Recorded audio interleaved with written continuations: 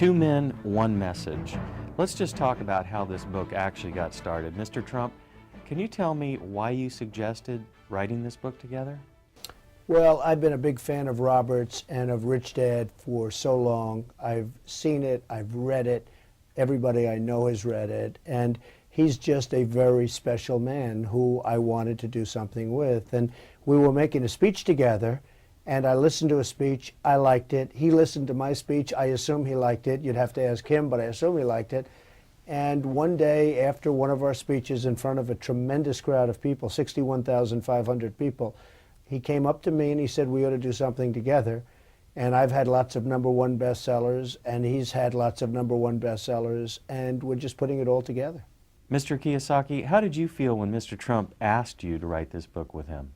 Well, he's right. When I listen to his talk, he always talks about think big. Mm-hmm. And when we said, let's write a book together, I had to think big. And that's what I had. It was beyond reality at that moment. So I would thank him for, sharing his celebrity with me. Beyond reality television. Yeah. So what has your experience been working together on this book?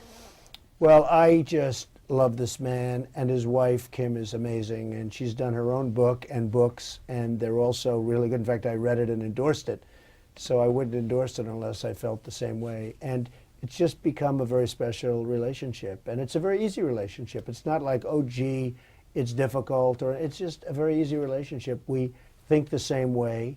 We have the same ideas, and we love education, and we want to educate people and help people. I think more than anything else, Robert wants to help people, and so do I. Okay, you both come from very different backgrounds. Mr. Trump, you're from the financial capital of the world, New York. Mr. Kiyosaki, you're from the laid-back, hang in there, He's not so laid back. Okay? No, he's not, but Trust he was me. from a place that was laid back. And so how did you guys come together from such different backgrounds? You came from not so much money, you came from some money, and yet you're together. I can answer that question. I think the blessing in my life was in 1965, I left a sleepy little sugar plantation town and went to school in New York.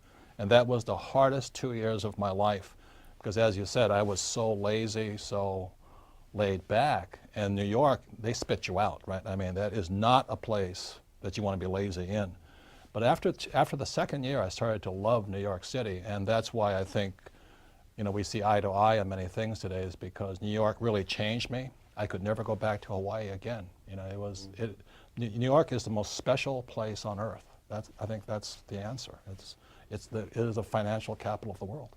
Well, New York City has a great energy, and a lot of people are energized by coming to New York. They get off a plane and they're not so great, and all of a sudden they become these energetic people. That's so true. And it does have an amazing influence on people, as it did with Robert.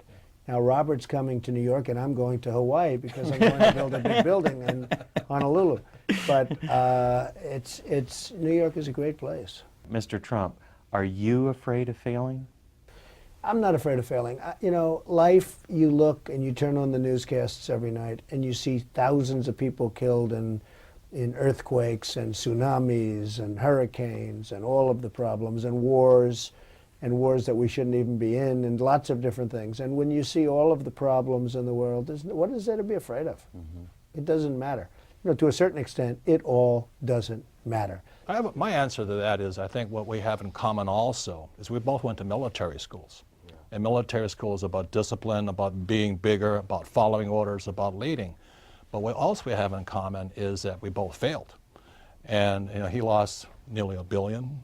I lost a lot of money. A lot of money. But it was paper. And I lost only lost $1 million. And I think what makes us better is when you wrote your book, The Art of the Deal, I was so impressed. But when you wrote The Art of the Comeback, and what it meant to come back from being down so far. And most people are terrified of losing $100, and here you're down $1 billion. Billions. And you come back.